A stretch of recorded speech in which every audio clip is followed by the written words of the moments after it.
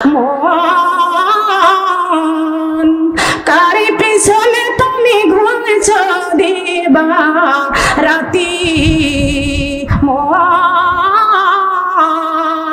কার পিছনে তুমি ঘুরছ দিবা রাতি, ভেবে দেখো কেউ হবে না, ভেবে দেখো কেউ হবে না তোমার কবরের সাথী, কার পিছনে তুমি ঘুরছ দিবা রাতি, কার পিছনে তুমি ঘুরছ দিবা রাতি। এই যে সুন্দর বসতি ভিটা, ভেবে দেখো মানুষ সবই মিথ্যা, এই যে সুন্দর বসতি ভিটা, ভেবে দেখো মাগ সবই মিথ্যা। আজরাইল আসিবে যখন, যাব বাঁশি বাগানে শুতি, কার পিছনে তুমি কাঁদছ দিবা রাতি, কার লাগিয়া তুমি কান্দ দিবা রাতি। ছেলে কানবে খাটিয়া ধইরা, মেয়ে কানবে বিনয় করিয়া, ছেলে কানবে খাটিয়া ধইরা, মেয়ে কানবে বিনয় করিয়া। মা দক্ষিণীর কান্না দেখে, মা দক্ষিণীর কান্না দেখে কানবে প্রতিবাসী, কার পিছনে তুমি ঘুরছ দিবা রাতি, মন কার লাগিয়া তুমি কান্দ দিবা রাতি, ভেবে দেখো কেউ হবে না, ভেবে দেখো কেউ হবে না তোমার কবরের সাথী, কার লাগিয়া কান্দ দিবা রাতি। আল্লাহু আকবার। আমরা কার জন্য কাঁদতেছি, কার পিছনে পিছনে ঘুরতেছি? ও মা বোনরা, কেউ আমার কবরের সাথে হইবে না। আপনি কার জন্য কান্দেন? আপনি কবরে চলে যাবেন, আপনার জন্য একদিন কানবে, 2 দিন কানবে, 3 দিন কানবে, 5 দিন কানবে, তারপরে আপনার জন্য আর কেউ কানবে না গো মা। আপনি কবরে চলে যাবেন, এই দুনিয়া থেকে আপনার সবাইকে ভুলে যাবে। কথা বলেন ঠিক না বেঠিক? ও সোনার মা বোনরা, আপনার কবরের সাথে কেউ হবে না। আমার মা ফাতেমা জোহরা রাদিয়াল্লাহু তাআলা আনহার আলোচনা করতেছিলাম। সারে জাহানের নারীদের নেতৃত্ব করবেন যেই মা ফাতেমা, এই মহিলারা আল্লাহ নারীদের কত কপাল দান করেছেন, বলেন সুবহানাল্লাহ। আমরা মায়ের জাতি, ও আমার মা বোনরা খেয়াল করে শুনবেন, আমরা মায়ের জাতি। আমরা কোন জাতি? কথা বলেন, জোরে বলতে হবে। আমরা কোন জাতি? মায়ের জাতি। আমাদের বিশ্ব নবীকে যেই মা গর্ভে রেখেছিলেন, সেই মায়ের নাম হলো আমিনা। নাম কি? আমিনা। তাহলে মায়ের জীবন কত ধন্য, কথা বলেন সুবহানাল্লাহ। আমরা মায়ের জাতি, আমরা মা কত ভাগ্যবতী। আল্লাহ রাব্বুল আলামিন প্রত্যেকটা মায়ের পেটে আল্লাহ নবী রাসূলকে দান করেছেন, বলেন সুবহানাল্লাহ। মায়ের পেট কত ভালো, মায়ের পেটে আল্লাহ নবী ওলি রাসূল দিয়েছেন, কোরআনের হাফেজ দান করেছেন, বলেন সুবহানাল্লাহ। আমরা কত ভাগ্যবতী মা, আমরা কোরআনের হাফেজের মা, আমরা নবীদের মা, আমরা ওলি আউলিয়াদের মা। সবাই বলেন সুবহানাল্লাহ। আমরা কি? আমরা হলাম মা। আমরা কি? আর মায়ের পায়ের নিচে আল্লাহ সন্তানের জান্নাত রেখে দিয়েছেন, বলেন না সুবহানাল্লাহ। এই মায়ের দাম বেশি না কম? কথা বলেন। এইটাও কেউ বলতে চায় না, কারণ কি এটা বলতে টাকা দেওয়া লাগতেছে আপনাদের, এটাও কি টাকা খরচ হচ্ছে? কথা বলেন না কেন? আমি একটা উদাহরণ না দিলে আপনারা বুঝবেন না। একজনের ছেলে এই মোবাইলের সিম গিলে খেয়ে ফেলেছে, মোবাইলের সিম গিলে খেয়ে ফেলেছে, তার 500 মিনিট ওই সিমের মধ্যে ছিল। এখন ছেলে যখন সিম গিলে খেয়ে ফেলেছে, খেয়ে ফেললে এখন কি করবে? ওই বাবা ছেলের মুখ চেপে ধরে রাখেছে, খবরদার কথা বলবি না, কথা বললে কিন্তু আমার 5 মিনিট শেষ, কথা বললে 5 মিনিট শেষ, 500 মিনিট শেষ। মুখ চাপিয়ে ধরে ডাক্তারের কাছে গেছে। আমার কথা বুঝেন? আমি যত শক্ত কথা বলবো তেমন নরম কথা বলবো। আল্লাহ তুমি কবুল করে বলেন আমিন। তবে আমার মা বোনরা ডাক্তারের কাছে নিয়ে গেছে, যা বলছেন ডাক্তার সাহেব আমার ছেলে সিম গিলে খেয়ে ফেলেছে। কি হয়েছে? সিম গিলে খেয়ে ফেলেছে। তা কি হয়েছে? ছেলের মুখ কাটে ধরেছে, নাক মুখ বন্ধ হয়ে দম আটকে মরে গেল। বলছে না, আমার ওই সিমের মধ্যে 500 মিনিট ছিল। 500 মিনিট ছিল তাতে কি হয়েছে? সারে যে মোবাইলের মধ্যে 500 মিনিট কথা বললে যেমন মিনিট শেষ হয়ে যায়, আমার ছেলের পেটের মধ্যে 500 মিনিটের সিম আছে, যত কথা বলে মিনিট শেষ হয়ে যাবে। তাই তো মুখ চেপে ধরে রাখছ। আপনাদের কি এরকম মিনিট ঢুকানো আছে নাকি? আছে। কথা বললে মিনিট শেষ হয়ে যাবে। কথা বলেন, তাহলে কথা বলতে হবে। কথা বলা লাগবে কি লাগবে না? আমরা কবরে যাবো কি যাবো না? কয়জন মিলে আমাদের সঙ্গে যাবে? মা যাবে কবরে, বাবা যাবে কবরে, ছেলে যাবে, মেয়ে যাবে, স্বামী যাবে, যার যার কবরে কাপ্তার যাওয়া লাগবে, একবারে একলা। কয়জন যাবে? একা একা কবরে যেতে হবে, একা একা কবরে যেতে হবে। এই কবরের সঙ্গী আমাদের কেউ হবে না। আল্লাহর কোরআন ডাক দিয়ে বলতেছেন, আমার বন্ধুরে, তোমার মা তোমার কবরে যাবে না, তোমার বাবা কবরে যাবে না, তোমার স্বামী যাবে না কবরে, তোমার সন্তান যাবে না কবরে, তোমার ছেলে মেয়ে যাবে না কবরে। আমি কোরআন কথা দিলাম, তোমাদের জীবনটা যদি কোরআন দিয়ে তৈরি করতে পারো, আমি কোরআন কথা দিলাম, তুমি কবরে যাওয়ার আগে আগে আমি কোরআন তোমার কবরে পৌঁছাইয়া যাব। যাবে কি যাবে না? সুবহানাল্লাহ বলতো কি টাকা খরচ হলো? বলেন মিনিট ফুরাইছে? আনন্দ আছে কি আছে না? দুনিয়াটা মস্ত বড়, খাওয়া দাওয়া ফুর্তি করো, আগামীকাল বাঁচবো কিনা বলতে পারো। আগামীকাল আমরা কেউ বাঁচবো? বলেন বাঁচবো? মরণের চিন্তা আছে কি আছে না? মরণকে স্মরণ করতে হবে। মৃত্যু কামনা করা যাবে না, মৃত্যু কামনা করা কবিরা গুনাহ। আপনি মৃত্যু কামনা করতে পারবেন না। আল্লাহর কাছে বলবেন, আল্লাহ তুমি আমাকে নেক হায়াত দাও, আর আমাকে তুমি এমন সময় মৃত্যু দিও, আমাকে তোমার প্রিয় বান্দি না হওয়া পর্যন্ত তুমি আমাকে কবরে ডাক দিও না। আমরা কার কাছে হাত বাড়াবো? কথা বলেন। রব্বানা আতিনা ফিদ দুনিয়া হাসানাতাও ওয়া ফিল আখিরাতি হাসানাতাও ওয়া কিনা আযাবান্নার। বলেন আল্লাহু আকবার। এই কথা কার? আমাদের মুসলমানদের আদি পিতা আদম আলাইহিস সালাম এই দোয়া পাঠ করেছিলেন। কথা বলেন সুবহানাল্লাহ। আমাদের প্রথম পিতার নাম কি? মনে মনে বলবেন না, বাড়িতে যা বলবেন। আমাদের প্রথম পিতার নাম কি? আমাদের প্রথম পিতা কি সুদখোর, ঘুষখোর, চোর, ডাকাত? বলতে ভয় পাচ্ছেন কেন? লজ্জা করে কেন? অনেকের সন্তান চোর হলে সেখানে পরিচয় দিতে চায় না। আমরা কোন বাবার সন্তান? আদি পিতা না গো, এভাবে হয় না। এত বলার পরও জবান করলে না। আমাদের আদি পিতা আদম আলাইহিস সালাম আমাদের প্রথম পিতা। বলেন সুবহানাল্লাহ। আমাদের মুসলমানদের জাতির পিতার নাম কি? কথা বলেন। ইব্রাহিম খলিলুল্লাহ। ইব্রাহিম খলিলুল্লাহ। বলেন সুবহানাল্লাহ। আমাদের প্রথম পিতা আদি পিতা আদম আলাইহিস সালাম, মুসলমানদের জাতির পিতা ইব্রাহিম আলাইহিস সালাম, মুসলমানদের তৃতীয় পিতার জন্মদাতা। বলেন সুবহানাল্লাহ। কয় পিতা? কয় পিতা? আমরা নবীদের সন্তান। কার সন্তান? কথা বলেন। আমরা নবীদের সন্তান। কষ্ট পাচ্ছেন? আমরা নবীদের সন্তান। মা বোনরা খেয়াল করবেন, বিশ্বনবী মুহাম্মদ রাসূলুল্লাহ সাল্লাল্লাহু আলাইহি ওয়াসাল্লাম মসজিদ নববীতে শুয়ে আছেন। বিশ্ব নবী নিজের চোখে দেখতে পারলেন ফাতেমার বাড়ি থেকে রহমতের বৃষ্টি পড়া বন্ধ হয়ে গেছে। কার বাড়ি থেকে? কার বাড়ি থেকে? মা ফাতেমার বাড়ি থেকে রহমতের বৃষ্টি পড়া বন্ধ হয়ে গেছে।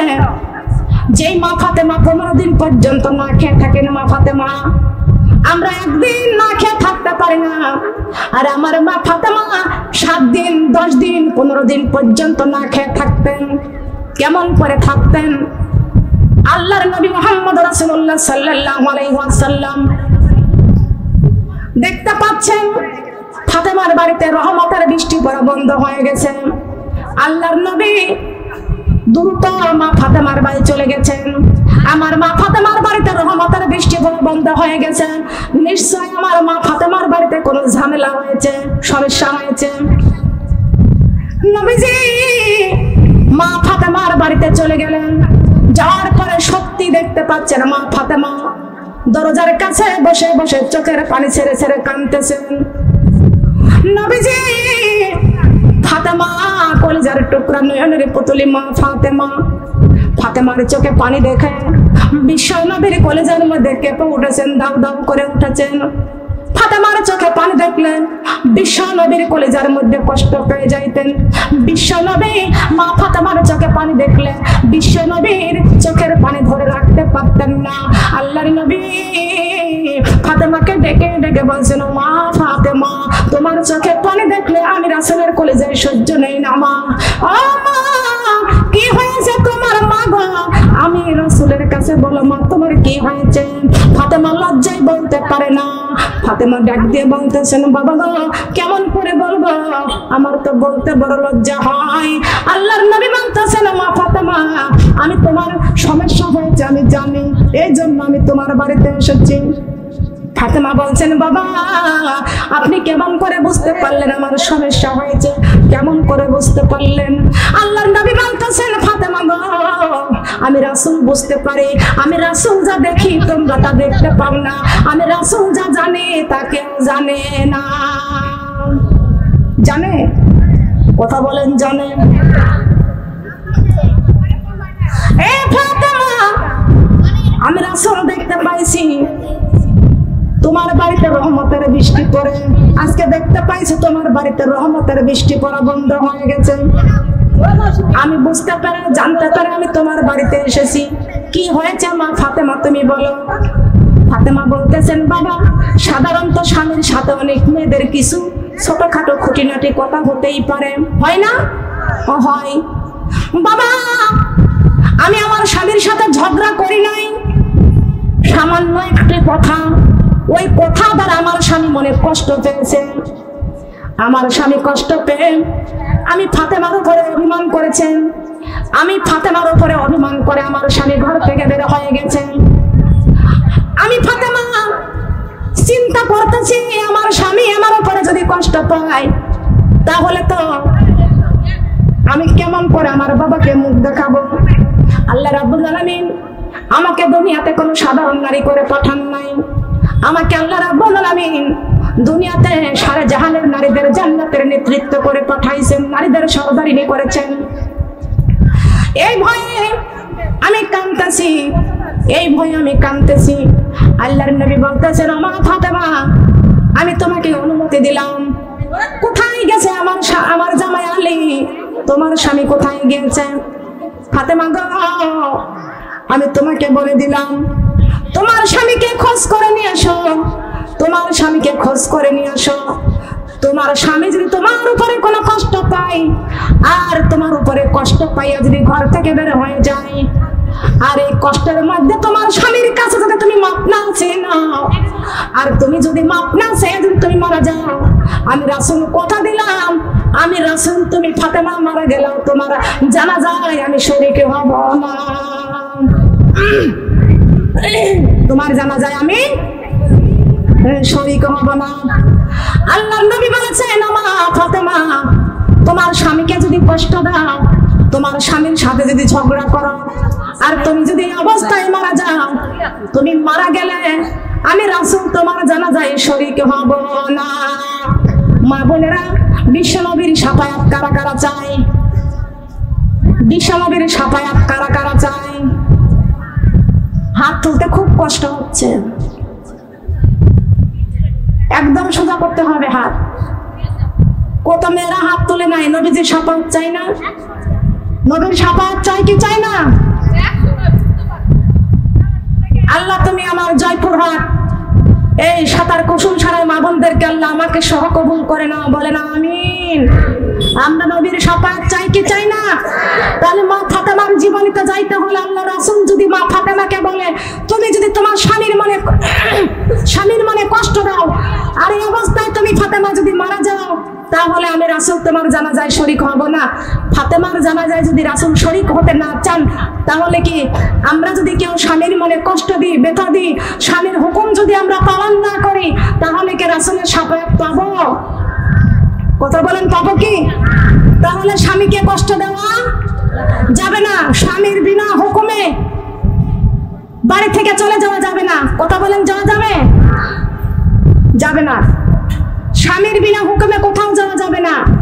আমার অনেক স্বামীরা আছে তার স্ত্রীর মা বাবা অসুস্থ থাকে, মানে এমন কোর্ট করে যাইতে দেব না, তোর মা বাবা মরে যাক না যেমন তাই হোক তোকে যাইতে দেব না, এরকম কোনো গ্যারান্টি নেওয়া যাবে না। আল্লাহ রাসূল বলেছেন তোমাদের মা বাবাকে প্রতি সপ্তাহে একবার করে দেখতে যাও। বলেন সুবহানাল্লাহ। কারণ মা বাবার ভালোবাসা থেকে কাউকে বঞ্চিত করা যাবে না। বলেন যাবে কি? বাবা হলো আমাদের জন্মদাতা, মা হলো আমাদের গর্ভধারিণী। আমাদের স্বামীরা আমাদের পিতামাতা থেকে বঞ্চিত করতে পারবে না। কথা বলেন ঠিক না বেঠিক? স্ত্রীর উপরে জুলুম করতে পারবে না। স্বামীরাও স্ত্রীর উপর জুলুম করতে স্বামীরা স্ত্রীর উপর জুলুম করতে পারবে না, স্ত্রীরাও স্বামীর উপরে জুলুম করতে পারবে না। কথা বলেন পারবে কি? সবার ভিতরে ইসলাম থাকার দরকার আছে কি আছে না? ইসলাম হলো শান্তির ধর্ম। ইসলাম কিসের ধর্ম? আপনারা আপনার স্বামীদের সাথে বেড়াইতে যাবেন, ঘুরতে যাবেন। আল্লাহর নবী আয়েশা রাদিয়াল্লাহু তাআলা আনহাকে নিয়ে সফরে যাইতেন। বলেন সুবহানাল্লাহ। নারীদেরকে ঘরে বন্দি থাকতে বলে নাই, চাকরি করতে পারবে, ব্যবসা করতে পারবে, সব জায়গায় যেতে পারবে, পর্দার সহিত যাইতে পারবে। কথা বলেন সুবহানাল্লাহ। কি করে যাইতে হবে? পর্দা করার দরকার আছে কি আছে না? দরকার আছে কি পর্দা করার? মা বোনরা একটু খেয়াল করবেন। আমি কোরআন থেকে সূরা বাকারার 152 নম্বর থেকে আলোচনা করেছি, তেলাওয়াত করেছি। ফাযকুরুনি আযকুরুকুম ওয়াশকুরুলি ওয়ালা তাকফুরুন। আল্লাহু আকবার। মা বোনরা একটুখানি কান লাগাবেন, খেয়াল করে শুনবেন। হযরত আলী রাদিয়াল্লাহু তাআলা আনহু একদিন রাস্তা দিয়ে যাইতেছিলেন, খুব করে কান লাগাবেন, খেয়াল করে শুনবেন। আলী রাদিয়াল্লাহু তাআলা আনহু একদিন রাস্তা দিয়ে যাইতেছেন 3 দিন পর। কয়দিন পর? জবান খুলে কথা বলতে হবে। কয়দিন পর? 3 দিন পর। হযরত আলী রাদিয়াল্লাহু তাআলা আনহু 3 দিন পরে বাড়িতে যাইতেছিলেন। রাস্তার পাশে দেখা যায় একজন ব্যক্তি শুয়ে আছে। কে শুয়ে আছে? একজন ব্যক্তি, একটা মানুষ রাস্তার পাশে দাঁড়িয়ে শুয়ে আছে, রাস্তার একটা পাশে শুয়ে আছে।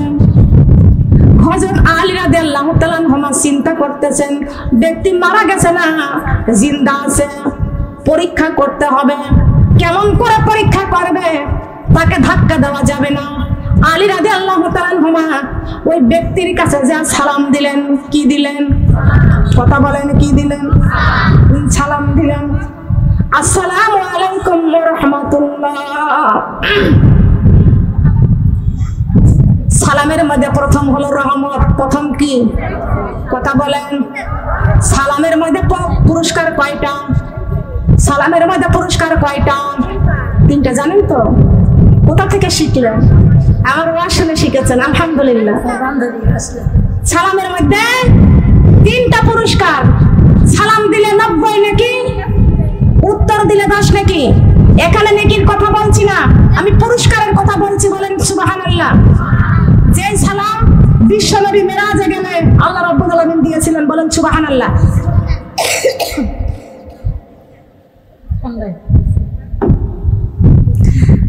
গতকালকে ছিল হরতাল। আপনারা তো আমাকে জিজ্ঞাসা একবার করেন না যে আপা কেমন করে সেই কুষ্টিয়া ঝিনেদা থেকে আসছেন। চিন্তা করেছেন আপনাদের জন্য আল্লাহ রাব্বুল আলামিন যে কত কষ্টে আমাকে আসতে হয়েছে, আমাকে পাঠাই দিয়েছে। কালকে একটা বাস পাইনি, খালি শুধু সিএনজিতে আসছি। আমার কোনো দাওয়াত আমি মিস করিনি।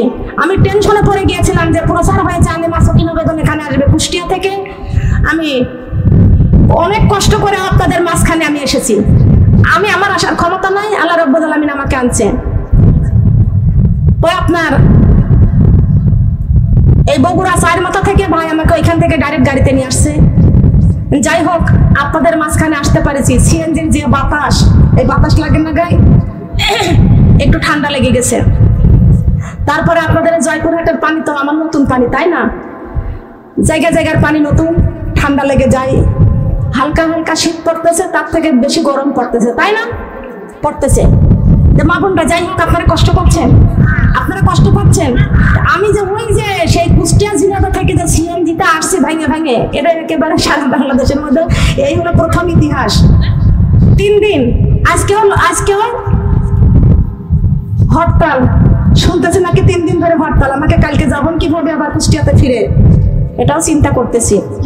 আমাদের এলাকা আমার প্রোগ্রাম তো 3 তারিখে, এতেই যাও না 3 তারিখে প্রোগ্রাম, কালকে পৌঁছাতে হবে। আমার 3 তারিখে মাহফিল, আজকে 1 তারিখ না, কালকে 2 তারিখ, আমাকে 3 তারিখ মাহফিল। কালকে ওখানে ইনশাল্লাহ আমাকে যেমন এখানে পৌঁছাতে হয়েছে, ওখানেও পৌঁছাতে হবে। আল্লাহ তৌফিক দান করে, বলেন আমিন। মা বোনরা, যে কথা বলতেছিলাম, কোন কথা বলতেছিলাম মনে আছে আপনাদের? কোন কথা বলতেছিলাম? হ্যাঁ, 3টা পুরস্কার। কয়টা পুরস্কার? এই 3টা পুরস্কার আমরা কারা কারা চাই, একটু হাত তুলে লম্বা করে। এই পুরস্কার কিন্তু কোনো মন্ত্রীর কাছ থেকে না, চেয়ারম্যানের কাছ থেকে না, পুরস্কার হলো আল্লাহর কাছ থেকে। বলেন সুবহানাল্লাহ।